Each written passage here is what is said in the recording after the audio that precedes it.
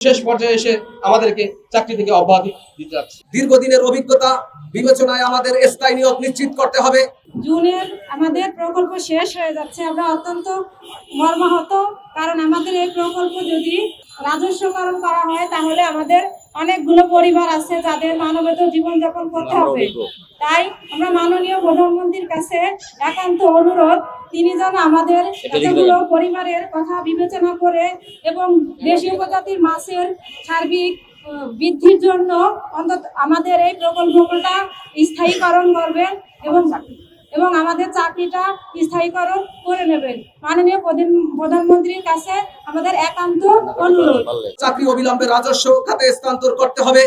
দীর্ঘদিনের অভিজ্ঞতা বিবেচনায় আমাদের স্থায়ী নিয়োগ নিশ্চিত করতে হবে। খাল খনন, মাছের অবহেশ্রম ও জলজ সম্পদ সংরক্ষণের কর্মসূচিতে আমাদের সম্পৃক্ত করতে হবে। দেশের মৎস্য সম্পদ রক্ষায় আমাদের অভিজ্ঞতা ও শ্রমকে জাতীয় সম্পদ হিসেবে মূল্যায়ন করতে হবে।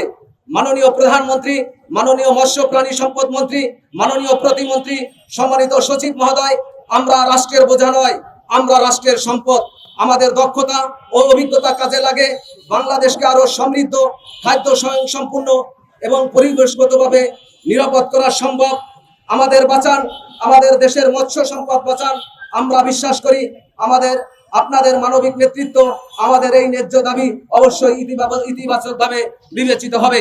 নন ইনভার্টার এসির দামে ঘরে আনুন বিদ্যুৎ সাশ্রয়ী ইনভার্টার এসি।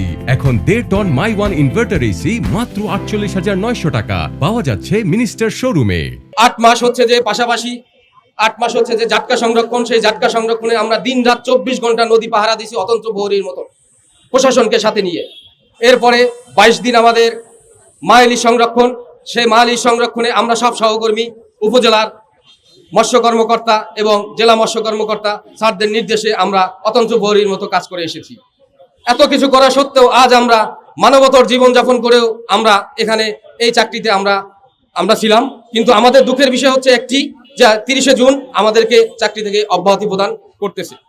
আমরা যেহেতু দীর্ঘদিন এই অধিদপ্তরে নিরলসভাবে কাজ করে এসেছি, এখানে আমাদের এখানে সহকর্মীদের ম্যাক্সিমাম সহকর্মীদের সরকারি চাকরির বয়সসীমা পেরিয়ে গিয়েছে।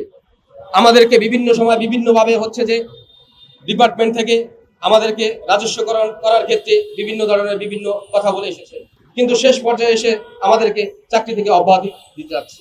বিশেষ করে আমাদের এই প্রকল্পের মাধ্যমে দেশীয় মাছ সংরক্ষণের ক্ষেত্রে মৎস্য অভয়াশ্রম, সারা বাংলাদেশে আমরা যে পরিমাণ মৎস্য অভয়াশ্রম মৎস্য অধিদপ্তরের মাধ্যমে খাল বিল নদী নালায় বাস্তবায়িত করেছি, সেখানে হচ্ছে দেশীয় প্রজাতির মাছ সহ নদীতে বিভিন্ন প্রজাতির মাছ নিরাপদ নির্ভয়ে আশ্রয় গ্রহণ করে সেখানে সে নিরাপদে তার প্রজনন সৃষ্টি করবে। সেই লক্ষ্যে আমরা নিরলসভাবে পাহারাদারের মতো সেখানে আমরা কাজ করেছি, যেন কোনো অসাধু জেলেরা আমাদের এই মা মাছকে ধ্বংস করতে না পারে।